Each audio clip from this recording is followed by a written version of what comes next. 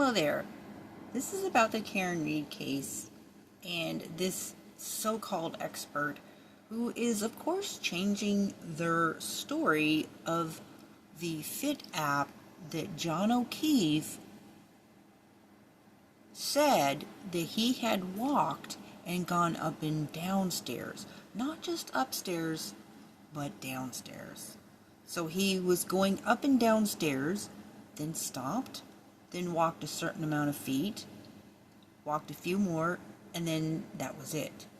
So there's some things that's not been discussed in the last trial and in this trial that I have mentioned before in my coverage of this case. That is what I coin as the Android iPhone drift variance.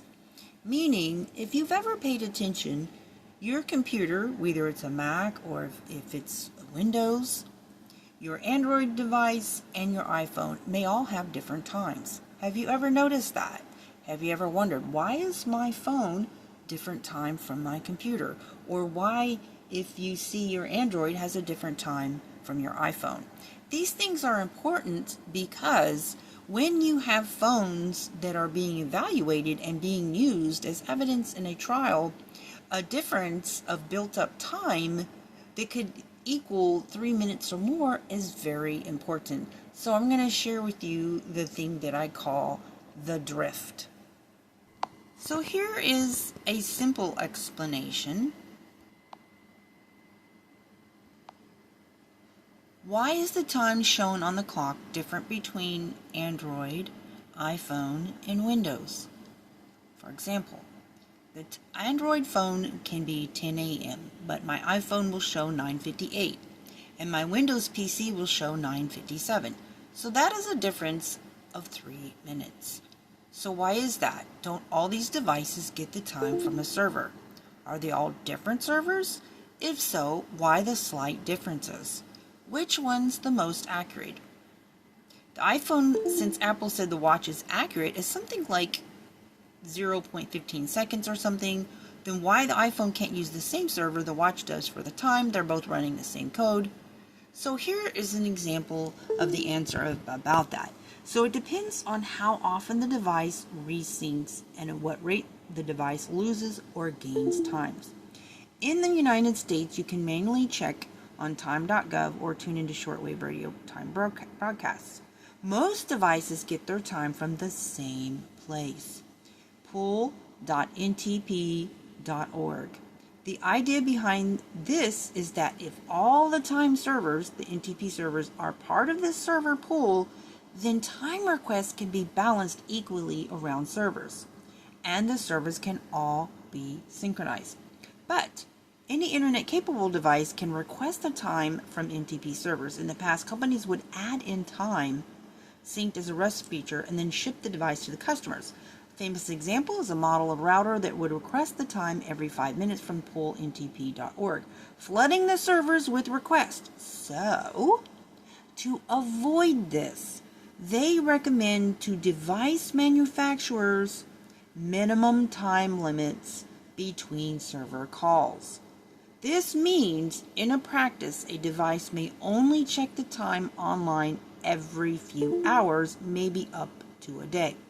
This allows for a small amount of error to build up every day. So let's assume your Android phone time drifts at a rate of 2 seconds per hour backwards, and your iPhone drifts at a rate of 2 seconds per hour forward. So at this rate, every hour the clocks separate by 4 seconds. So at this rate, it will take 16 hours for a drift of 1 minute and 4 seconds to build up, enough to allow the clocks to display a time 2 minutes apart. This is compounded by the fact that certain devices don't go online much.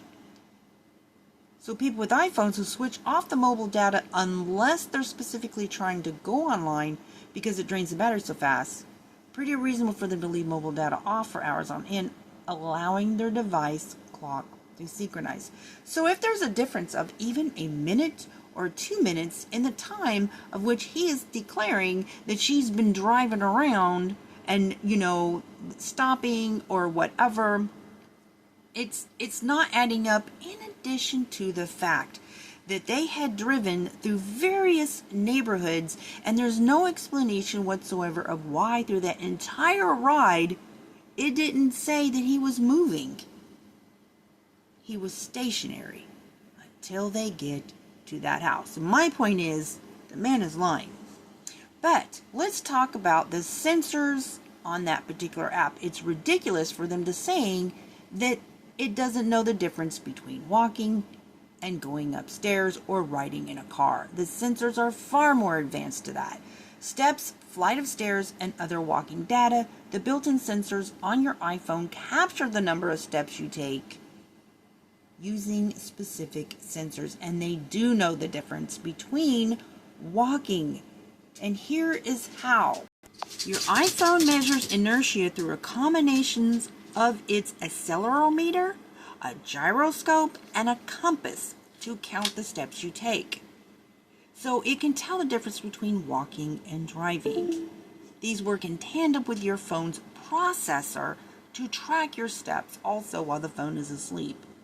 So this guy saying that the time that the Fit app, which is going by the specific phone clock, not a Waze app. Waze's app has its own clock, but the phone's device's clock states the time that he was walking.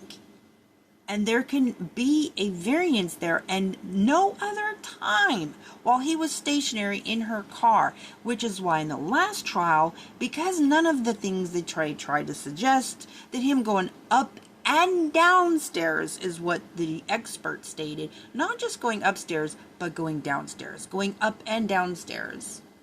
And then after going up and downstairs, stopped, and then walked a few more steps, and then that was it. So walked over 85 feet, then went up and downstairs for a period of time, stopped, then walked. So they tried to explain that away, if you watched the last trial, by suggesting that when she hit him with her car, he flew upwards, that like it threw him. And that was so ridiculous. Of course the jury didn't buy that. So now they're just trying another whole story that just forget the sensors. I mean, it's just ridiculous what they're trying to pass off as science. Not to forget the fact that when it comes to any kind of app that uses GPS, there is a 50-foot variance, and that's actually legally in court that you can argue. Let's say, for example, if you're arguing over GPS over properties, have you ever gone up to an intersection when you're traveling using a navigator app and it's telling you have 100 feet to go, but you're like 5 feet from the corner, and then as soon as you get to the corner, it tells you, oh, you've got 50 feet to go.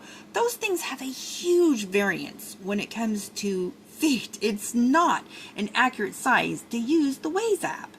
Also, in the very record that he is presenting, if you looked at the fine print on the documents that they were presenting in their pictures in this particular trial, it shows that there is a 5-minute variance and a 16-foot variance. But yet they're trying to present it like it's total accuracy. That's what's very problematic. 5-minute variance? Are you kidding me? Do you know how much what can happen in 5 minutes? By the time that she had pulled up and stopped, by the way, he's contradicting all of the state's testimony from the last trial of when she pulled up, when she stopped, when they saw her. And so basically, she had stopped. He had got out of the car based on, don't forget, the EDR data that one state trooper presented. If you're going and paying attention to all the things they testified in the past, everything this guy presented was extremely contradictory, right? But of course, that's pretty consistent with this particular case, with one witness contradicting the other. Take, for example, the recent testimony of Kerry Roberts, totally contradicting McNutter, I think his name is, on the EMT, and he said when he arrived on the scene that John O'Keefe had raccoon eyes, meaning that it had already set in from his skull fracture that he had raccoon eyes, and battle signs is what they called it. Yet, according to Carrie Roberts, she contradicted him, saying there was no raccoon sign, that he didn't even have black eyes. She basically contradicted him. She did admit to lying, of course, in the grand jury when she said that she heard Karen Reed tell Jen McCabe to Google something. And strangely, she Googled it not once, not twice, but 3 times. And it doesn't even matter, really, it does, but the time that she alleges that she Googled it 3 times. And then they insisted to a grand jury and got an indictment based on her saying that she heard her say that. And she just admitted last week that, oh no, she never heard her say that. Anyways, stay tuned for more inconsistencies from the case of Karen Reed, presented by the Commonwealth of Massachusetts.